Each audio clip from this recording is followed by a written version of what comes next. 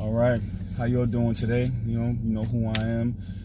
We got a little special treat for you. This is my uncle right here. We talked about him in another video that we put up. This is my uncle right now. All right, and the reason why me and him were talking, and I briefly touched in another video about the concept of healing and letting go of your past and being able to move forward and to start the healing process. And there's a lot of men out there who might not have had their fathers around or a strong male figure in their lives, or if they did have them, that male figure did damage to them and they're not able to heal and move forward, and they keep that wound and they end up meeting other people and women, men who are also injured and hurting and have pain in them as well, and in their lives it becomes like a circular type of cycle, and they never able to move forward. Real talk. Yeah. Yes, So real talk. The reason why I'm bringing him on here right now, and I'm going to bring my father on as well, is to show y'all, like, there was injuries, there was damage there was hurt feelings, and now we're able to move forward. And I just want to show you that I'm, walking like I talk it, ultimately putting it out there and showing y'all that, there's a lot of wisdom, and we're all men. Like, we're all men and we're all humans. We all make mistakes, and we can learn from each other. And shit, I was a young man. I can imagine if I had kids when I was, 22, 21, and, with all the stresses of the world and burdens of the world, and and I look back on it now. I'm a little older. I look back and I'm like, you know what?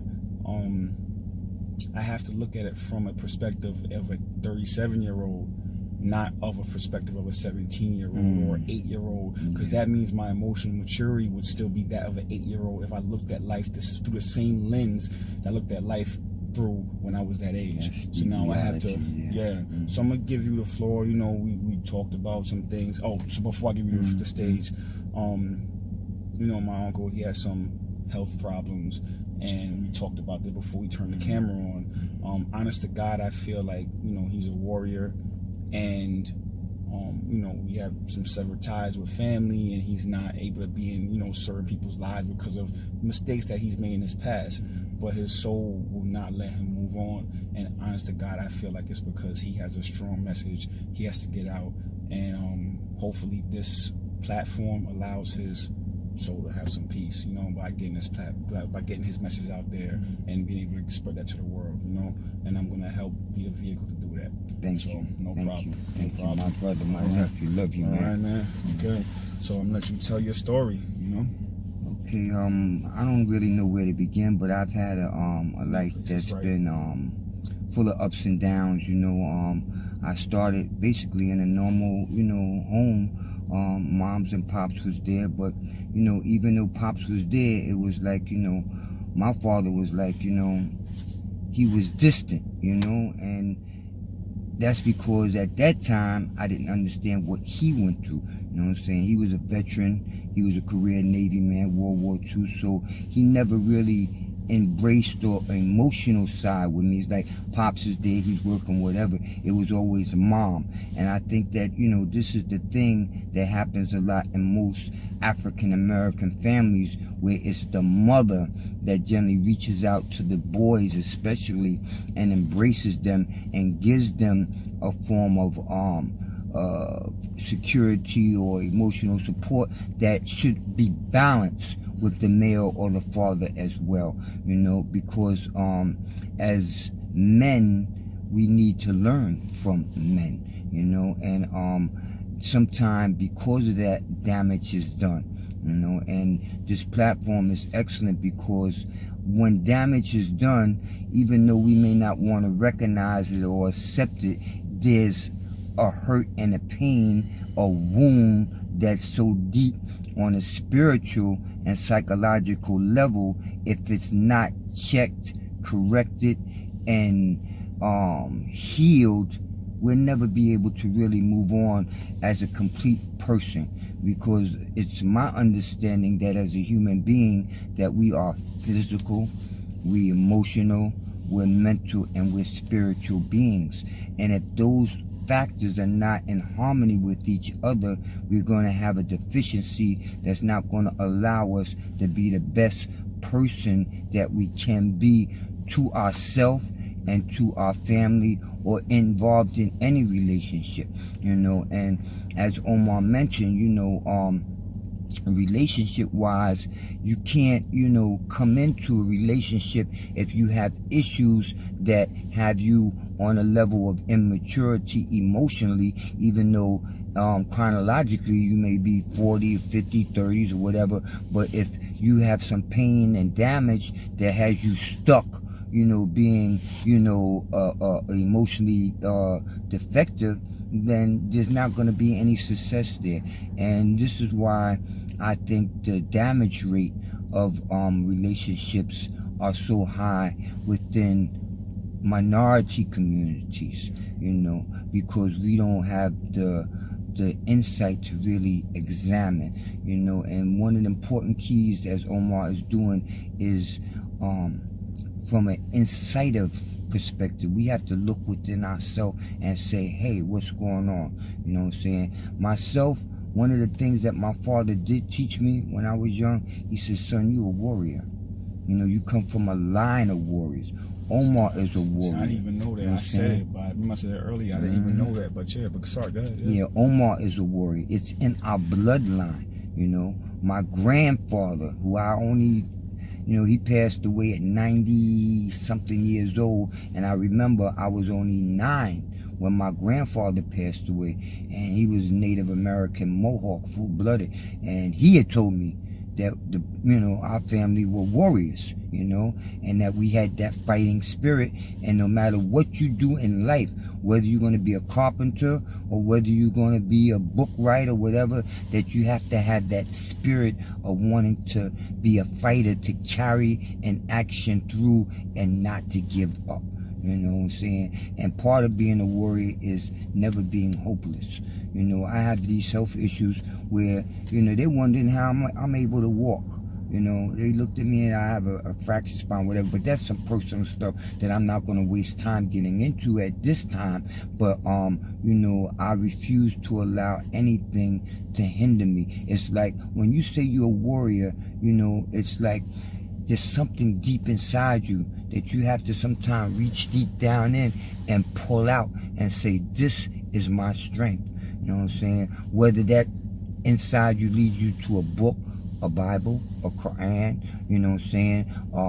Or whether it's Hinduism, Buddhism, Islam, Judaism, or whatever, or whether it's just your own personal ideology or psychology, is something that you have to have that's just a little bit beyond your conscious mind, that makes you want to move and continue on. I feel bad. I have a lot of pain. Sometimes pain, this is the thing I just wanted to kick out there real quick, Omar, is that, because you're a warrior, don't mean that you're not going to feel the pain. And because you're in a healing process doesn't mean you're not going to feel the pain. You know what I'm saying? I have this saying that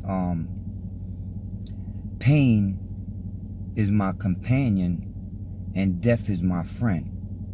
And what I mean by that is death is my friend because this journey on the path of life has a final destination. And that final destination is the end of this level of life, which we call death. Okay, which I believe is just an open door to another level of life on a different, a different plane. But that's the friend that I'm traveling to, because it's my belief that that friend will eliminate the pain and suffering that this flesh, this physical vehicle must endure now. Okay, pain being my companion is that I have acquired, through my journey of life, certain injuries, being shot, being stabbed, being hit in the head, all these different hammers, all these different things that have happened to me has caused damage. It's like a car, what I'm saying? You got a nice car, but once you get it hit, you can bend it and, fix it up, but, you still may have a dent in there. And sometimes the dent, but the car's still moving, it's still going, but it's damaged, you know what I'm saying? That's how the body is sometimes, so this is the pain that I have to have and endure. So, in doing this, And doing this, I've learned to recognize that this is something that I'm not going to cry about. You know, it should be something that I take as a strength to say, damn, man, I was able to go through all of that and I'm still here. I'm still strong. I'm still doing martial arts, you know, tiger and all of this stuff. You know, I'm doing stuff that you know, teenagers can't do. You know, somebody, you know, seen something, you know, that I had did on YouTube, some martial arts stuff, and they was like, brother, I didn't know you was, let me learn that, you know. And that's the other thing. And this is why I commend Omar so much, is because back in the days there was a saying, each one teach one. Yeah. You know what I'm saying? And that's where we as a people, you know, especially African Americans or people of color, you know, have gotten out of, is teaching one. You know, it's like a mentality where, oh, yo, I got this, I'm keeping this to myself. You know, it's a greedy mentality. You know what I'm saying? And there's a difference between greed and need. You understand what I'm saying? Once you reach the level where your basic need is fulfilled, and even if it's not fulfilled, you have to be able to give, because it's a universal law that the more you give, the more you receive. And it may not be what you give that you're going to receive back, but it may be more or better on a different level. You know what I'm saying? And it cleanses the soul. You know what I'm saying? When you give out and help out, you know, that's a healing process within itself. You know what I'm saying? And the key factor, like Omar, you know, it's, we have to be healthy, you know, not just physically. You know what I'm saying? This man is in tip-top condition. You know what I'm saying? Works out, he teaches, you know what I'm saying, physical fitness and all of that, you know what I'm saying? But he's taking it to another level of this, okay? Having the mind and the spirit being healthy. Because if the body is good, then, and the mind is not, it's gonna cause major problems. You know, that's why you see some of these athletes, these basketball players, these boxers or sports figures, they all jammed up because they haven't taken the time to really get into another level of healing. You know, I don't want to, you know, keep going on and on at this particular time into a lot of stuff, but this is just a basic overview of some other good things that we will talk about, because in the future, because there's some things that I need to get out. You know, I know I've heard a lot of people, you know, and there's people that are carrying grudges against me, you know, and that's problematic because because of what I've been through in my life, I had this mentality, you don't like me, F you, you know what I'm saying, like, or so what, you know, that was like a negative, you know, type of mentality that I had, because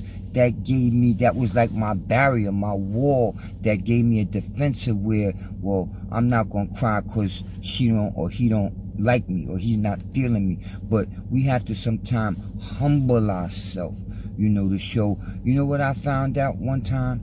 That I was getting a driver. I had a cab driver that used to come get me. He had a negative attitude.